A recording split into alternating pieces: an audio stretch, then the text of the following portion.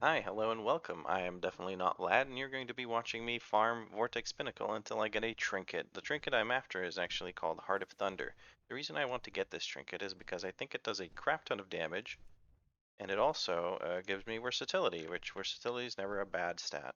I'm not sure how many runs this is going to take me. I got very, very unlucky with my main account Guardian Druid, and it took me quite a few runs, but I'm going to edit through all of them. I'm not going to force you to watch all of those Vortex Pinnacle runs, but I'm about to sit here and keep joining random groups until I get my Heart of Thunder. Oh, I also decided to run Raise, like the meta build that people have been using, to see how I do with it. Alrighty, let's see. Give me the trinket. Aww. Alrighty, that's another clear. Let's see if we get the trinket. Oh, but we do get gloves. I'll take gloves. Dude, I just got these gloves last run. I don't need these gloves. Alrighty, that's another kill. Let's see if we get... We don't get shit. Okay, we actually have an underrod key from doing this Vortex Pinnacle. I can't believe people actually figured it out when I told them what to do. Never mind, I take it back. There's always one fucking guy. I've never been this close to rage quitting on a final boss that we're about to kill.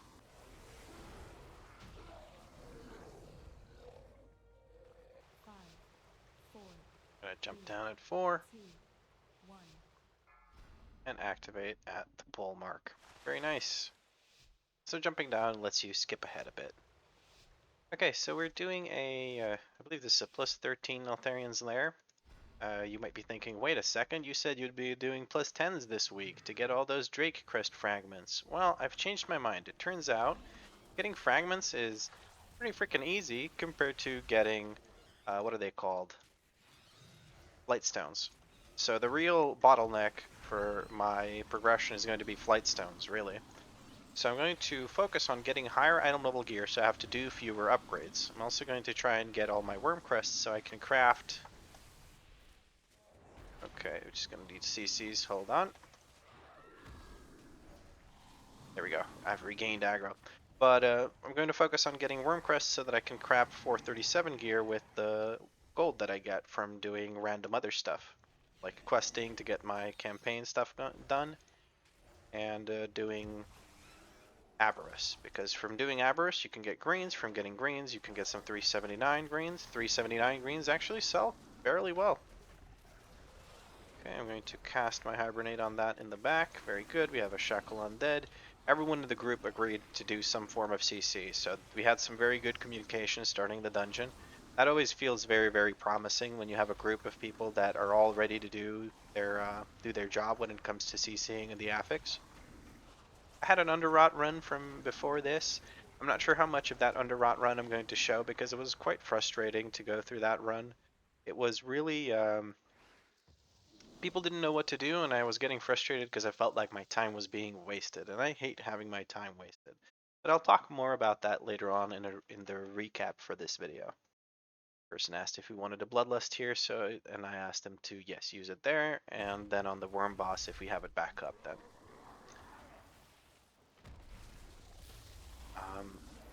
For this boss as the tank, what your job is basically to make sure that these little skitter guys stay on you, and to not point the boss at the group, because he does a very nasty. Oh, you see this? There we go. Shatter basically. Oh, there's the frontal. I'm going to use a personal and some heals. Oof, I actually got hit by that. I'm going to use survival instincts to make sure I survive that. My instincts were telling me that I need to. People are blasting the little skitterers, so I don't have enough damage to immediately taunt them, so I need to keep my eyes out and make sure I hit those before they are able to run over to the rest of the people. You want to kill the skitterers before the shatter goes off, because the shatter makes them explode and deal raid-wide damage, or I should say group-wide damage. Razor shards again. I need to move out of the way of that because that is a big tank buster. He doesn't follow you with it. It doesn't. You can't snipe people with it. Okay, we have a trap on that one. That's wonderful. One bad thing about this is that you keep getting these little poison zones from the skitterers dying, so you kind of have to kite the boss around the room bit by bit no matter what happens.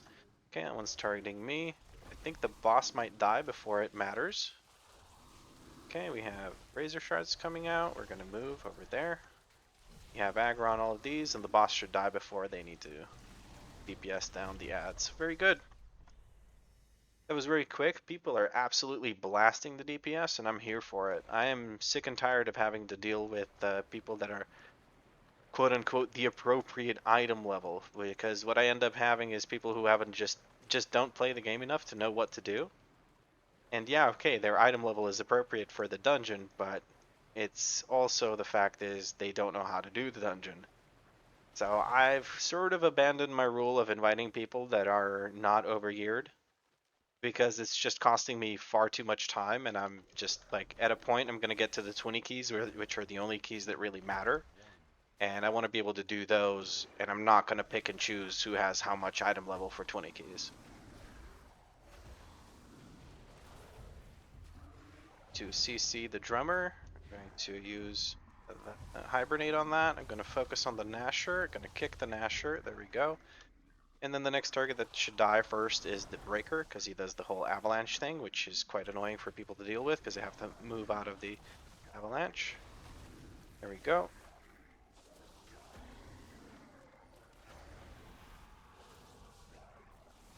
Okay. We'll move on to the next group. We're going to charge here. Again, I'm going to drop my Halls Vortex on top of this so people can actually directly target the, what are they called? The Pelters. The Pelters will jump away when you directly target them, but Halls Vortex will pull them right back, so usually what people try to do is focus the Breaker and just cleave these guys so that they stay stacked. But with a Druid, you can basically get away with doing that with Halls Vortex. You can do this as a Resto Druid or any other type of Druid, because it's the Halls Vortex is actually a class side, class talent tree talent, so you can get that. Ooh, I wanted to kick the Shaper, but I chose the wrong time to do it. I should not have done it when when Piercing Shards were being cast on me. I got a bit flustered there because I was trying to survive. Piercing Shards comes after that knockback. Let's use what's it called? Bark Skin to negate some of that damage. I'm staying in bear form because I have a massive bleed on me. 60,000 damage every 1 second. It's kind of rough.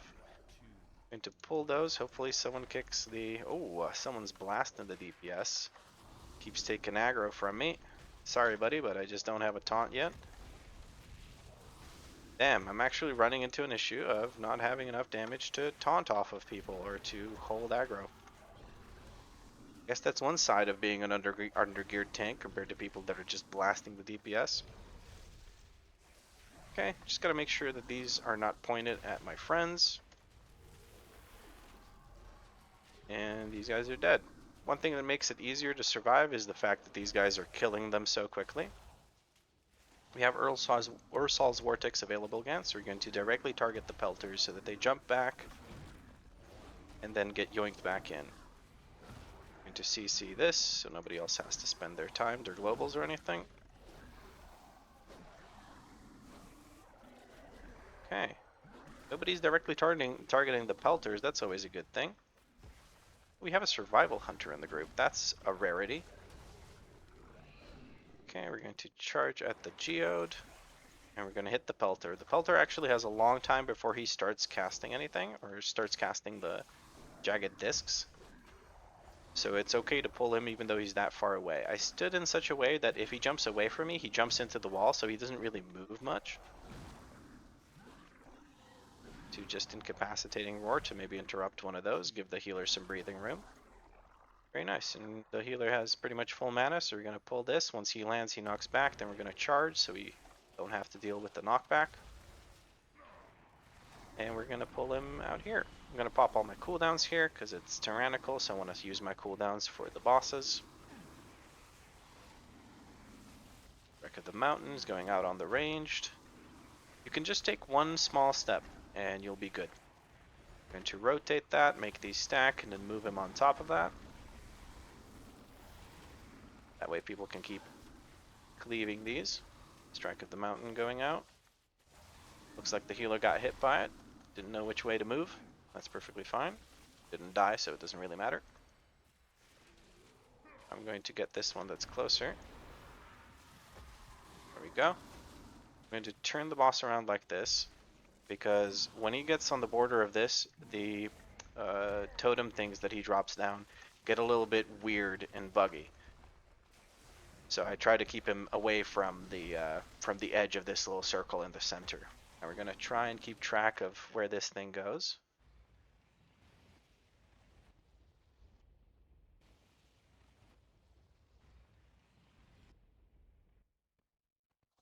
This one, Hunter gets the right idea. There we go.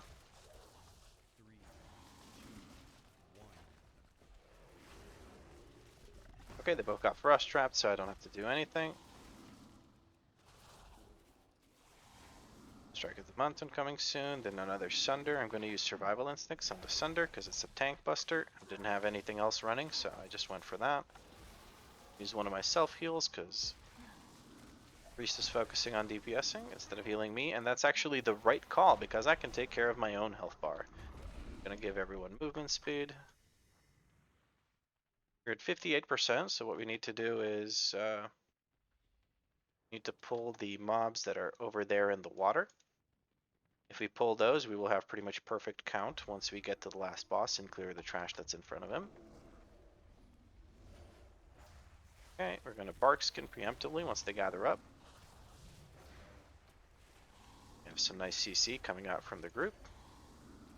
They're hitting me with the bites, so I'm going to start using my Rage of the Sleeper as well. These guys are actually pretty nasty. On Fortified, you definitely want to make sure you don't mess around with these guys because they will kill you as a tank. Because the bite that they do is pretty rough. Still a lot better than pulling pelters in Fortified. If you can, in any way, shape, or form, avoid pulling pelters in Fortified, do that. They just do such obnoxious amounts of damage that it's just not even funny. Okay, we have the worm in the back. We're going to try and hit the worm so we don't lose aggro. Charge over here. There's two of the guys that are can metamorphosize.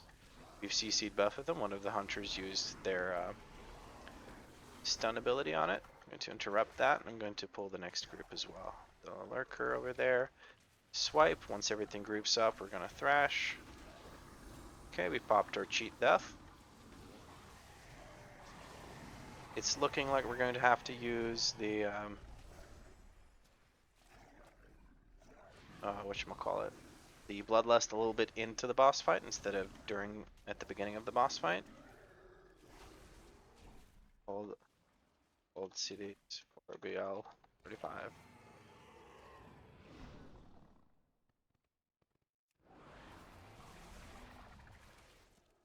Gonna hold our cooldowns for bloodlust, which happens at 35 seconds.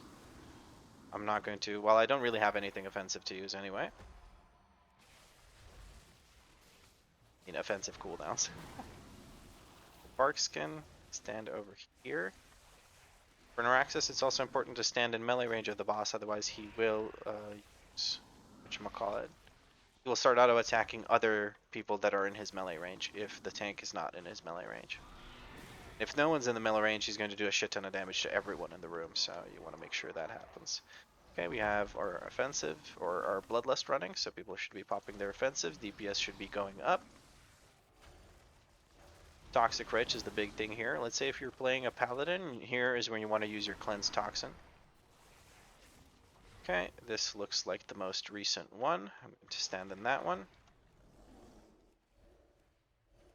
Gonna blast him with Moonfire until he's done doing his whole tongue thing. Until he's done tonguing me. Okay, we have a trap flying, so I'm going to immediately stop casting my thing. I don't need to use it anymore. And now I'm going to use my offensive cooldowns here. Ooh, that was a bit of a waste because he's only got 2 million health left. I probably should have saved my offensive cooldowns here. I'm going to use... try and slow him and knock him back, but I don't think I need to. I used my Nature's Vigil there because I saw some low health bars. May as well make use of the extra damage I had to convert it into healing using Nature's Vigil, because that's what it does basically. 20% of your damage done heals nearby allies.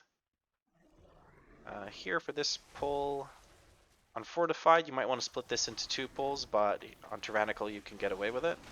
We're looking at the Demolisher. His health bar, when it hits 70%, he will try to cast a transformation thing. Jarskin, there it is. If he succeeds, he turns into one of the boss ads that you have to deal with, and does a shit ton of damage. So if you interrupt it once, he basically never casts it again, so you don't have to worry about him at all. If once you interrupt it, you can ignore him, treat him as just a grunt that sits there and melees you. Somebody dispelled the frenzy on the first time that the Dominator cast it. I think it was one of the hunters, probably using Tranquilizing Shot. You can also dispel it using your Soothe, so that's good to know. I used Soothe on the second time he cast it. I'm going to use my Incapacitating Roar. Probably should have just interrupted. Here you kind of want to focus the guy, the guy that isn't on the Scorpion, because he does what Pelters do, and he does much more damage than the Dominator does. Maybe not much more, but definitely he's easier to kill, and it's easier to reduce the damage being done to the group if you just focus him down. Gonna interrupt the bound, gonna put down Ursal's Vortex. Once he starts casting again, I'll knock him back. That'll prevent him from casting for a couple of seconds. Going to dispel that Frenzy. Save the hunters a global or 2. They can do a bit more damage. And there we go. That's another run. Or well, I still need to do the last boss, which is a bit demanding from the tank. But I absolutely love this boss. As long as the group knows what to do, it's pretty easy peasy. Okay. Let's get going. I'm going to try and get it closer. Get closer, please. I'm going to try and... Jesus Christ. Yeah, people were standing too far away. Got shackled undead.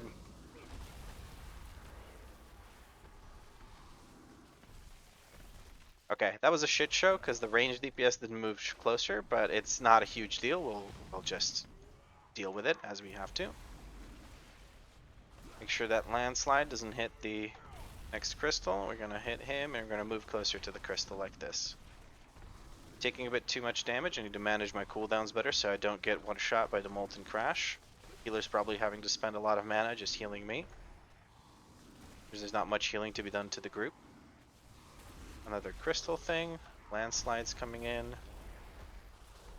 Molten Crash. I'm going to CC this because guys are probably too busy getting behind and getting safe.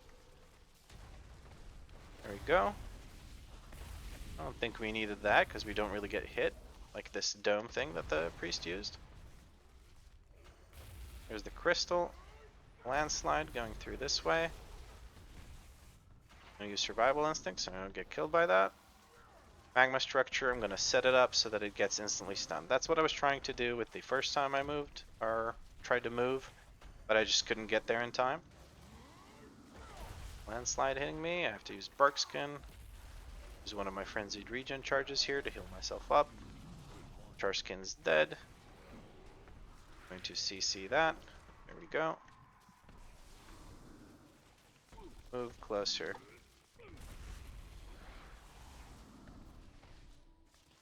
I didn't have anything to use there because I'm not managing my cooldowns properly. Need to move him so the landslide doesn't break that crystal. Just a little bit more. There we go. Oh, there's no landslide. This thing's coming next, so all's well. Okay. And that's going to break the crystals. Now we move him again. And he's dead. The first ad was a bit bumpy, but after that we got it down real smooth. Alrighty, we have agreed on who's going to CC, when we're going to use our Bloodlust and everything. This is looking like a good group. Running a 13 Halls of Infusion. Decided to drop it from 16 to 13 because I just don't feel ready on this character to do plus 16. I was feeling a little bit yo-yo-ish on my health bar on the, whatchamacallit, on the 13 that I did, Altharians Lair, so I feel like I shouldn't push it with a 16 key.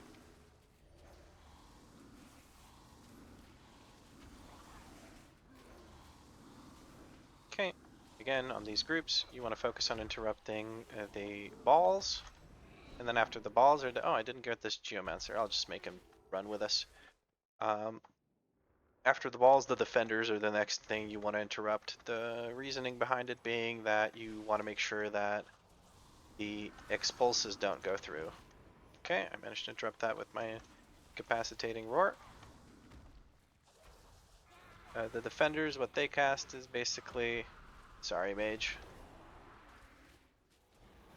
The defenders, what they basically cast is a demoralizing roar. I think it's even called demoralizing roar. What it does is it reduces your damage done, 25% per stack. To interrupt that really quick. I don't know what killed the healer. I'm not 100% sure why the healer is dead. Did they disconnect or something? It looks like they disconnected. Did they disconnect?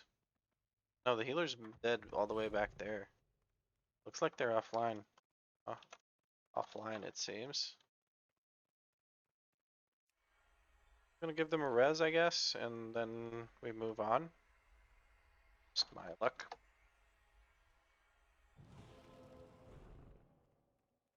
Well, let's keep going. If they don't come back, it's gonna be a deplete. We can't beat this without a healer, unfortunately.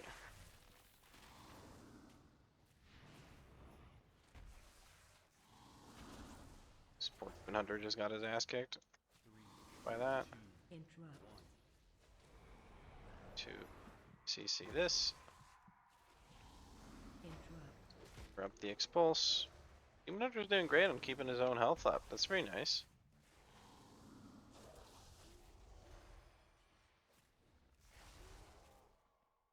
Oh no, the Demon Hunter, did he die? He didn't die. Okay, cool. Next group is a simple group. There's not much to do here. I didn't get my incapacitating roar off on time. Getting all our stuns in. I have to be very careful myself as well because there is no healer. The healer is offline.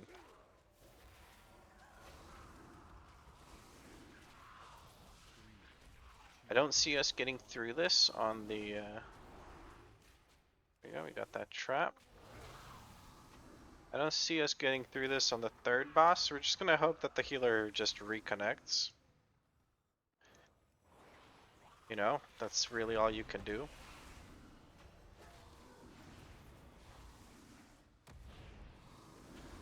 Okay, we're getting all of our CC out. It's actually pretty nice to see people doing all their CC because they're worried about getting their asses kicked.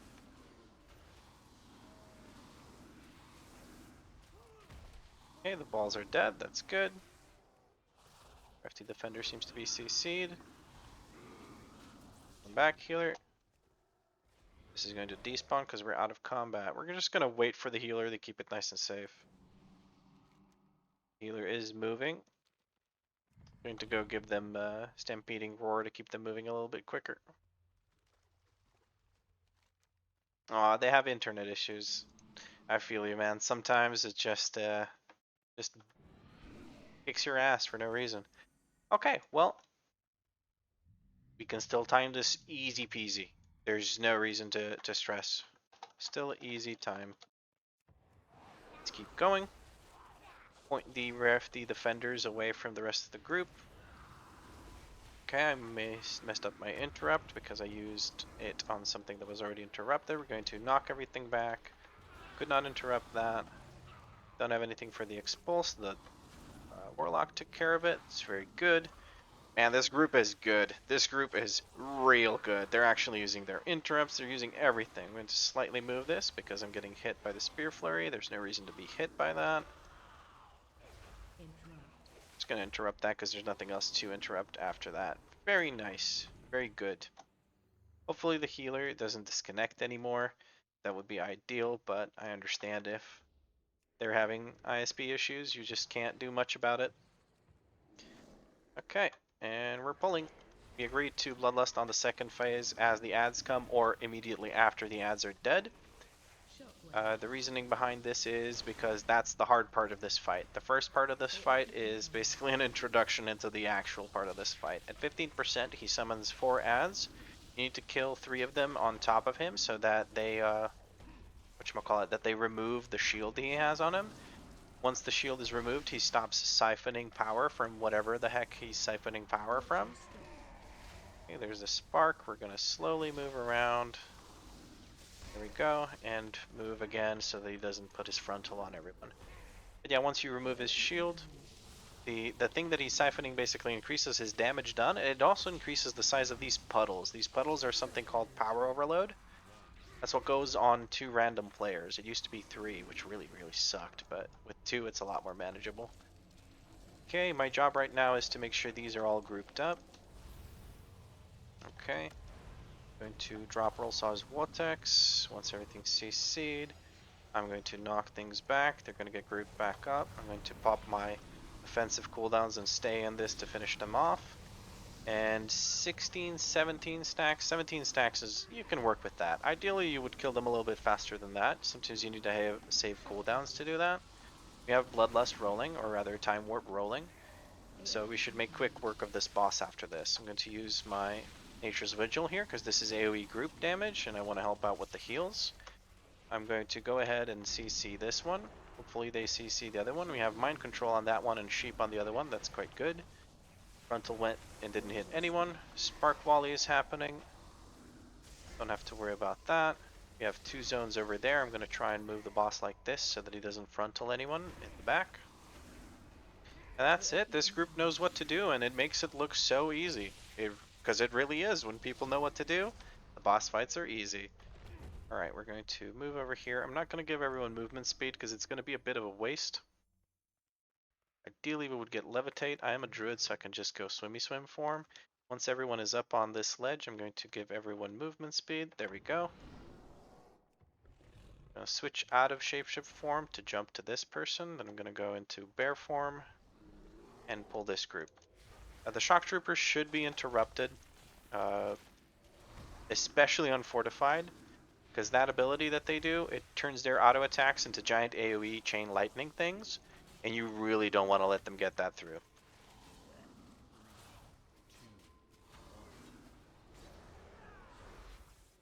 Mind control.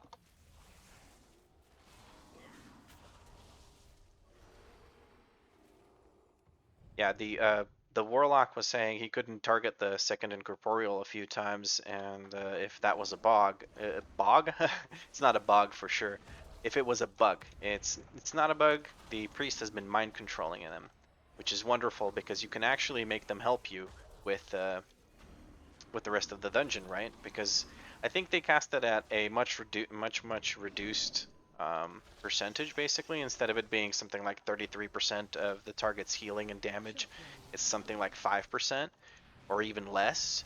So it's not as big of a deal as it happening to you, but it's also very useful because on a boss, especially on Tyrannical, it doing 5% or something less damage, that's nothing to sneeze at. That's a serious amount of damage that is being reduced, especially on like big one-shot mechanics or things that you usually need personals for. It becomes a lot easier when you don't have to use personals. Okay, we managed to find these guys. I'm not going to bother sitting there and beating them up. I'm just going to drag them to this group with the dragonflies where the little frogs spawn in. I don't have Ursol's, or I do have Ursol's Vortex, so I'm just going to use it right here. I have a knockback from the mage. We're going to interrupt one of these dazzles. The other one got interrupted by the mage. That's a lot of CC on my screen. I should probably reduce the size of that in Clader, because right there I couldn't see much from it. Very good. We're going to finish off. It's just a zealot and a dragonfly. I'm going to drag those to the next group. There's no reason to waste much more time on them. Again, here we have shock troopers. We want to make sure that we CC these before they, or CC or interrupt these before they manage to get their casts off. There's one, I can interrupt that, and I'll AoE CC the rest of it. The Demon Hunter had the same idea. He used his AoE stun to make sure that those guys don't get any casts off. We're going to finish off this group, and then we're going to pull the 2 mini bosses in front of the frog boss. The shorter one, the dwarf, just cast Paretic Burn. You can interrupt that if you want. The big priority interrupt is making sure that you interrupt her heal, called Cauterize. This uninterruptible ability that she does, the first one is a root, the second one is this big swirly. You can remove the root if you want to. It's not a high priority thing to do because you have enough time after the root ends to just walk out of the swirly, so it's not a big deal. You just need to start moving immediately when you get that root on you. She will always cast the big swirly on whoever gets rooted. This other guy does this little charge thing, and then if you're caught in that, he will move you towards him. I guess he moved me out. I don't know how that works exactly. Sometimes he moves you in, sometimes out. I'm not sure. And he will also summon the little ads that you saw him summon a second ago. On this boss, there are two big AoEs. One of them is called Overpowering Croak or something like that. Yes, there it is. Here it comes. This is what you want to use your personal defensive cooldowns as a DPS. We keep getting that mind control. That's quite nice. Now, as a tank, you want to stand in the gulp because then if you don't do that, what ends up happening is the boss enrages and does a bunch more damage, including the AoE damage he does. So you really want to make sure that you don't, whatchamacallit, you don't let him enrage. So as a tank, just stand in the gulp, and that's your job. As DPS, what you should be doing is basically stacking up closer to the boss so that when he does the overpowering croak, there it is. The swirlies that he generates is where the frogs drop, the little froglets drop. So you want those to basically just be on, whatchamacallit. Okay, we imprisoned it and then we mind controlled it. The priest has been extremely good about... People aren't kiting these frogs into the gulp, which is a little bit annoying, but it's okay, I guess. You can just kill them. Ideally, you would kite those into the gulp because the boss eats the little frogs when he does the gulp.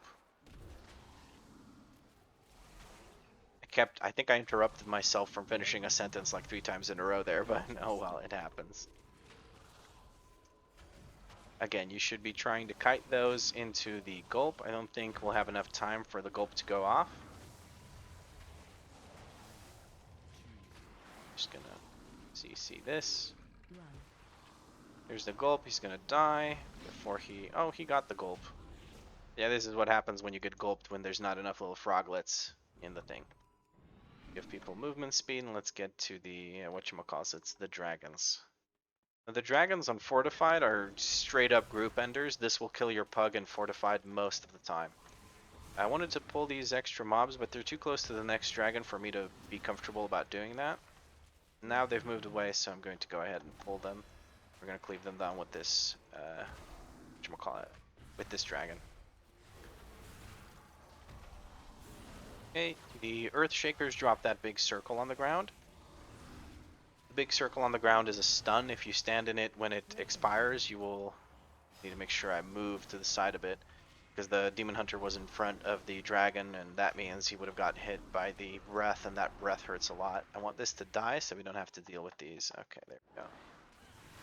Okay, this is going to be a bit of a bigger pull. I'm going to pull that group down there. Okay, I should be paying attention to my health. I used my, cost me my thingy thing with the stuffy stuff. My cheat death. I'm going to AoE CC because I saw a bunch of cast bars. I'm going to save my incarnation for the next pull because that's really what hurts a lot. 2 heals went off there. That's not ideal. You don't want to let those heals go off. I'm running out of defensive cooldowns, so I'm going to start just using my self-heal to make it through. I still don't want to use my incarnation, but I might have to here just to survive. I think we can DPS this down quick enough now. Okay, we've CC'd everything. That's good. Very good. Okay, we'll give everyone movement speed. Mana. I'm just going to wait for mana. I don't want to mess around too much. Rebuff real quick. There's no reason to torture this poor priest. We have 20 minutes. We are so good on time because the DPS is incredibly high. Like, I'm very proud of these guys. They're kicking ass big time. I'm going to use my incarnation here. Probably should have used it while I was charging towards them so that I can start immediately mitigating the damage that's being done to me. I'm going to focus on the ice collar so I can interrupt this, and I'm going to get stunned. I didn't manage to get my Rage of the Sleeper off before I got stunned, but it doesn't matter too much. The healer's taking very good care of my dumb ass that's not using cooldowns correctly. Just going to move this a little bit so the Demon Hunter doesn't have to get stunned to keep doing DPS. I had to turn the boss again so that the Demon Hunter doesn't get hit by the breath. And we should be good. 4 seconds until I can give people movement speed. There we go. And we're going to get started. Here as DPS, or well, as any member of the group, you want to make sure that you're baiting the tornado that she shoots out. Wait for Nate. Okay, this guy just wanted to drop his little teleport thing. Okay, so that Frost Cyclone, you don't want it to hit any of these crystals, because if it hits a crystal, first of all, the good ones, it will damage, and then you can't hide behind them for the hailstorm. And the bad ones, it will also damage and fully destroy. Okay, somebody in the back there is standing behind the wrong one, it looks like. Who was that? Was the Demon Hunter? Maybe he used something to reduce the amount of damage he took, because he was supposed to take a whole bunch of damage there. Anyway, the idea is that you don't want the tornado to hit anything, because if it hits one of these, it'll do damage to anyone that's near it. It will also destroy the good ones so you can't hide behind them anymore. They'll become cracked like this one instead of being good ones like this one. And that's the boss, basically. She also does the glacial something or the other. What that does is it generates more crystals, and it does a bunch of damage, obviously, if you stand in it. You want to move away and then move back in. That's the way you deal with it. I've seen some people try to outrun all the circles. That's not what you do, because you're just going away from the boss and not dealing any damage. Okay, let's see who the tornado goes on. Hopefully it doesn't go on this person, because otherwise then it will... Okay, we really want to step away from that so nobody gets hit by that. I'm going to use my healing ability. Or Nature's Vigil that converts my healing, or my damage into healing. Okay, give movement speed, hide behind the good one. There we go. Healer's starting to run out of mana. That's understandable because this boss fight is really heal intensive. Ooh, I got hit by that because it was a bit too slow. I'm not going to battle res because this thing is almost dead. That's a bit of a waste of a battle res, but I guess we have one more if shit goes south on the last boss. We're going to rebuff real quick. And then we're going to... I think this guy's typing something. Thanks for the res, he says. Okay. I don't have movement speed to give, so I don't know why I'm waiting for this person. Okay, I'm going to switch out of any form just to be able to do that. And we're going to pull all these guys to the Ice Caller and the Earth Shaker. What's important here is to make sure that they don't go past these two light posts or whatever you would call them. Because they will reset if they start getting that far. Okay, there's an Enrage, says DBM Lady. The reason she says that is because I can remove Enrages with Soothe because I have a Talented. To Incapacitating Roar here, maybe a bit of a waste, but I was trying to interrupt a few of the cast bars that I saw. I'm going to quickly move out of that circle so I don't get stunned. I don't need to interrupt any of this, I just need to interrupt the heal. She will die before the heal goes off. Okay, very good. I'm going to make sure we aggro all of these Aqua Ragers so we don't have to kill them later on. We can kill them with the dragon. I'm going to use one of my self-heals here. Poor priest has to keep healing me while I'm trying to gather things because I don't use my cooldowns correctly. Okay. I'll grab the one that's closer. As I've promised to do.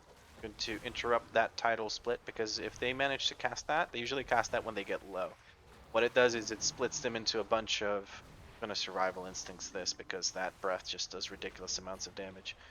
What they do if they do the tidal split or whatever the heck it's called is they split into a bunch of little ones and they cast, and then you have a bunch of casters just railing you while you're trying to deal with the rest of the trash that you've pulled. So you don't want to let that go through. Usually people are good about just killing them before that happens or CCing them if necessary. Boiling Rage I'm okay with. I just want to save my interrupt for the Ice Collar. The Ice Collar does a heal. There we go. There's the heal. Okay, we got a mind control on that. I wasn't sure if I needed to CC it or not because I couldn't see if there was another one in the back. Okay, and then we have the Fuser Saria, the mini boss. On Fortified, this feels like more of an actual boss than a mini boss.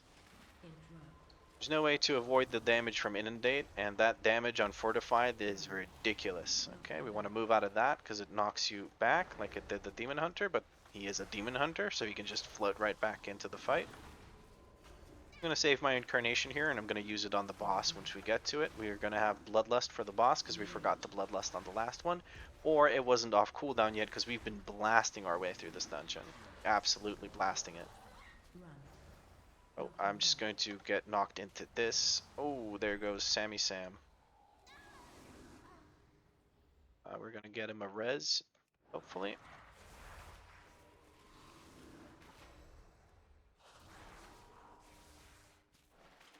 Gonna go res.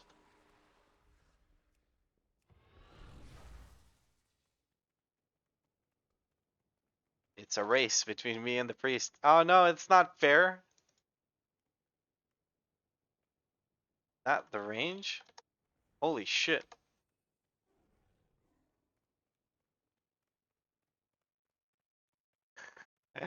Ah, the priest messed up.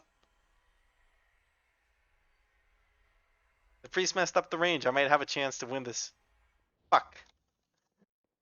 Yeah, let's give him movement speed. Ah, the priest messed up the range. The first time they cast it. But I didn't realize that I had a chance to win. I should have cast it sooner. Oh well. Let's rebuff the Demon Hunter and let's get ready to pull. Pull. Okay, everyone's up here, and we are good to go. On this boss, what you want to make sure you do is you want to make sure that when you get knocked back by Squall Buffet, there are no little infused globules behind you, because the knockback does quite a bit of damage, and then if you land into one of these orbs, it's going to do even more damage. There's a Squall Buffet. I'm going to get hit by one of them. I can survive one, but I also charged into another, so that was problematic. Another thing that the orbs are really annoying about is the fact that you need to stand in melee range of the boss, otherwise other melee DPS or pets will get hit. The boss will always try to auto attack something. I don't know what happens if there's nothing in melee range though, to be honest. So I hope not to find out in this run. You probably cast something that does a shit ton of damage to everyone in the group, forcing you to have melee or someone in melee. Okay, this intermission, basically you're trying to run the gauntlet with both the infused globules landing as well as the thingy thing with the stuffy stuff. Gosh darn it. You can't form. Accidentally stepped into one of these circles. I'm going to speed up so I don't get hit by that. Swerve around it. Once you reach it, the big waves stop coming. I'm going to interrupt that with the kitty cat form. Once it casts Inundate, we're going to do that. Okay, we have a fear on this one. Once he casts another Inundate, what we're going to do is we're going to knock back both of these guys. Sorry, Demon Hunter, but I care more about not taking that damage than you doing your damage. I don't have anything to interrupt this, but it doesn't seem like it's that much damage. The damage from the Infuser scales with, what are they called? With, anything with the stuffy stuff. I'm going to CC this. That one's banished. Okay. The priest has been so fast about getting these mind controls out. That's amazing. Okay, and basically that's the boss fight. It's rinse repeat with that intermission. I believe we're going to kill it before it manages to submerge yet again. I'm going to get killed here because I stood in the globules. Do we have a CR? We do not have. I have a soulstone. Okay. I'm going to taunt this. I fucked up. I stood in the orbs and got killed by the orbs. That's completely my bad. Hopefully we manage to kill it before submerge. Submerge is... yeah, definitely. I wasn't paying attention to the health. Might be. Okay, we +2'd the 13 Halls of Infusion. That was a pretty good run. We got shoulders. Dude, that's actually a nice upgrade. I'm going to quickly turn these new shoulders we got into tier, and the gloves that we have from Vortex Pinnacle, we're also going to upgrade those, or transform those into tier, and now we're going to have the 4 set tier. Maul damage is increased by 20%, and casting Iron Fur or Maul increases your maximum health by 3% for 12 seconds, stacking 5 times. So when I'm mashing the bejesus out of Iron Fur for my build, it's going to be amazing. I can now see why people think, not think, but know, or Maul and Ray's build is so much better because this set effect also affects Ray's damage by 20%. I've given the Raze build a try in a few of the Vortex Pinnacle runs I did. Honestly, I see why people like it. I just don't think it's right for me. It's definitely what you want to go with if you want to get the absolute most out of your character, and it definitely outperforms the build I'm running, which is the Arcane Bear with Thorns of Iron build. That being said, it's just not what I want to use on my character because I don't have fun playing that way. And I play this game much like everyone else for fun. And for me, fun is having an enjoyable way to play my character, not getting the absolute most out of my character. Because I believe I can get enough out of my character to get to 2.8k rating, which is the whole goal of this thing. I also just realized we have 3 Worms Shadowflame crests. I'm thinking about turning that into a Enchanted Worms Shadowflame crest, which I can then use to craft 437 gear. And I'm thinking about, instead of having these regular crafted boots, which was a mistake by the way, I should have checked what the top tier embellishments were. I should get one of the embellished boots that do damage and healing. I'll give that some more thought and I'll decide on it in probably the next video. We're going to quickly upgrade these shoulders to 424 and these gloves to 421.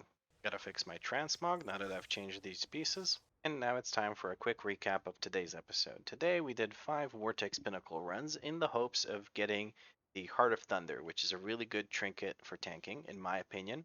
4 of the runs went off without a hitch. I think we got a glove upgrade in one of them, and I think we got a necklace upgrade where we got the exact same necklace at the same item level, but just with a socket. That doesn't really change anything because the necklace, I'm not going to put a socket into that necklace. It's a waste of gold in my opinion. One of the 5 runs, however, was a absolute shit show. People didn't know what to do on any of the bosses. When we wiped for the second time for the same reasons on the second boss, I just decided that was it, and I left that group. We then did an Underrot plus 12. That was my key. We almost depleted that. Luckily, we did manage to time it. People didn't know what to do on the third boss, so we wiped there. And then they didn't know what to do on the last boss, so we wiped there. And we butt pulled a lot of trash. And I mean a lot. We were going for 400% clear. I don't know how much of that I'm going to show in the video because I got pretty upset because I was just in a bad mood because I've been playing a lot of World of Warcraft. And speaking of which, I really wanted to touch on this. I think I'm going to go back to uploading just 1 video a day because I just can't make this schedule work. It used to be very easy to get 2 videos a day out because I was doing leveling dungeons, so in an hour I could basically record 2 videos. Now it takes me about 2 hours to record 1 video, so you can work out the math. It's just not going to work because I have a full-time job that isn't YouTube. I don't make any money off of this. I do this because it's fun for me and I like to teach people and I like to just do this and record it and I like video editing. But yeah, I can't make 2 videos a day and stay sane, so I'm going to switch back to doing 1 video a day. I'm sorry if you're used to seeing 2 videos a day. Hopefully you'll still stick around and enjoy the content. Anyway, that's enough of me babbling. Thank you for listening. Thank you for watching. Hopefully you learned something. Hopefully you had fun. And I'll catch you in the next episode.